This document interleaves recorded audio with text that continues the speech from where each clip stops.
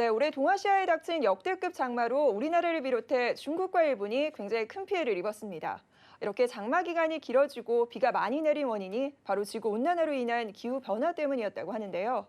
지난번 방송에서 저희가 그린스완이라는 단어 소개해드린 적이 있었죠. 올해 1월 국제결제은행이 그린스완이라는 새로운 용어를 만들어냈습니다. 이 기후변화는 자연 생태계와 시민사회를 위협할 뿐 아니라 화폐와 금융의 안전성까지 뒤흔들어 금융위기를 초래할 수 있다면서 이 기후변화로 인한 금융위기를 그린스완, 즉 녹색 백조 현상이라는 용어로 규정을 했는데요. 이번에 우리나라 금융위원회가 기후변화를 적극적으로 대응해야 한다고 나섰습니다. 그래서 오늘은 우리나라의 녹색금융 추진 방향에 관해 자세한 이야기 나눠볼까 합니다. 오늘은 K웨더 방기성 센터장님 모셨습니다. 안녕하세요. 네, 안녕하세요. 네, 그러니까 우리나라 이제 금융당국에서도 이런 기후변화를 금융 리스크로 좀 관리를 하겠다. 이런 이야기죠. 네, 그렇습니다. 앞으로의 금융권이 이제 집중호우라든가 혹은 수포 태풍 등으로 인한 기후 환경 변화를 금융 리스크로 관리하겠다. 이렇게 이제 나섰죠. 자, 이제 금융당국은 이를 관리 감독하는 모니터링 체계도 구축하기로 했는데요. 정부는 기후 변화가 예기치 않은 금융시장 불안을 초래하지 않도록 기후 변화 리스크를 선제적으로 관리하겠다는 겁니다. 금융위원회에서 기후변화로 인한 발생 가능한 금융 리스크 사례를 발표를 했는데요. 첫 번째 사례가 바로 미세먼지입니다. 이 미세먼지는 기후변화로 해서 미세먼지 농도가 매년 높아지고 있는데요. 미세먼지 영향으로 호흡기 질환 발병률이 높아지면서 질병보험금 지급 규모가 커지고 또 손해율도 올라간다는 것이죠. 참고로 질병관리본부는 미세먼지 농도가 평방미터당 10마이크로그램이 증가하게 되면 기관지염으로 인해서 입원 환자가 23%가 증가하고요. 만성 폐쇄성 폐질환 의뢰 환자가 10% 늘어난다고 합니다.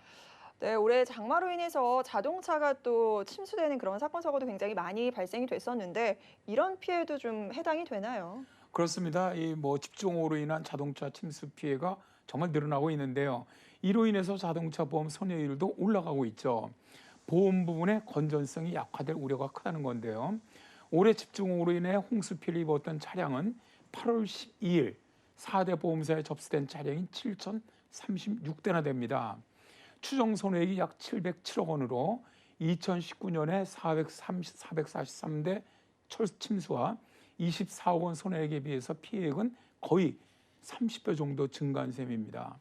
이 외에도 폭염으로 인한 농산물 피해가 발생하면 은행의 농식품산업 대출, 보증, 융자 등에 대한 상환이 지연되면서 은행 부분 건전성이 악화될 우려도 있고요. 또 온실가스 감축 움직임으로 인해서 탄소 배출권 가격이 상승하게 되면 탄소 배출 기업의 영업이익과 담보 가치가 하락함으로 인해서 탄소 배출 기업에 대한 대출 은행의 건전성이 악화될 우려도 있다는 것이죠. 그런데 이제 해가 갈수록 기후변화로 인한 피해가 증가할 것으로 보이기 때문에 이제는 좀 선제적으로 금융 리스크를 관리해야 한다는 겁니다. 네, 이 금융당국은 기후변화를 금융 리스크로 식별을 좀 하고 이를 관리 감독할 수 있는 이런 모니터링 체계를 좀 구축할 계획이라고 하더라고요. 네, 금융당국은 이제 기업의 환경 관련 정보 공시도 확대를 해서 금융 투자 때 환경 리스크를 좀 고려할 수 있도록 뒷받침을 하기로 했습니다. 지금 전 세계적으로 환경 보호라든가 또 사회적 책임, 적정한 지배 구조 이게 이제 ESG라고 하는데 ESG 투자가 늘고 있는 추세잖아요. 그러나 기업이 환경 보호에 얼마나 힘쓰고 있는지를 실제로 확인한다는 것은 쉽지 않기 때문에 네. 이런 것들을 관리나 감독하기 위해서 모니터링 체계를 구축한다는 겁니다. 또 정부는 이번에 발표한 그린 뉴딜 사업을 통해서 녹색 분야로의 자금 유입도 유도하기로 했는데요. 과거에 무늬만 녹색인 그린워싱 등 과거 녹색 금융과 관련해 드러난 문제점을 좀 보완하기 위해서 녹색 산업의 투자 범위 등을 조속히 마련할 예정이라고 합니다. 예를 든다면 EU 같은 경우는 7대 산업 내에서 녹색 금융 산업 유형을 명시하고 있어요. 에너지 산업에서는 태양광 등을, 수송에서는 저탄소 교통 인프라 등을 녹색 금융으로 꼽고 있죠. 네, 그런데 이 기후변화를 사실 우리 영토 안에서만 관리할 수 있는 문제는 아니잖아요. 그래서 뭐 다른 국가라거나 다른 기관과 공조나 협력이 좀 필요할 것 같거든요. 네, 그렇습니다. 이제 우리나라 금융당국 같은 경우도 국제 그 논의 동향에 적극적으로 동참하기 위해서 녹색 금융 협의체, 또 정보 공개 등 녹색 금융 관련 국제 네트워크 가입도 좀 추진하기로 했고요. 녹색금융협의체는 2017년 발족한 기후환경 관련 금융 리스크 관리를 한 협의회죠. 2019년에 녹색금융 촉진에 관한 6개 권고안을 발표하기도 했습니다. 손병두 금융위원회 부위원장은 단순한 기후변화 대응에서 한 걸음 더 나아가서 기후변화 영향을 완화하기 위해서 녹색 산업 투자를 확대한다고 말하면서 한국판 그린 뉴딜을 뒷받침하는 금융 지원은 견고한 디딤돌 역할을 할 것이다 라고 말했습니다.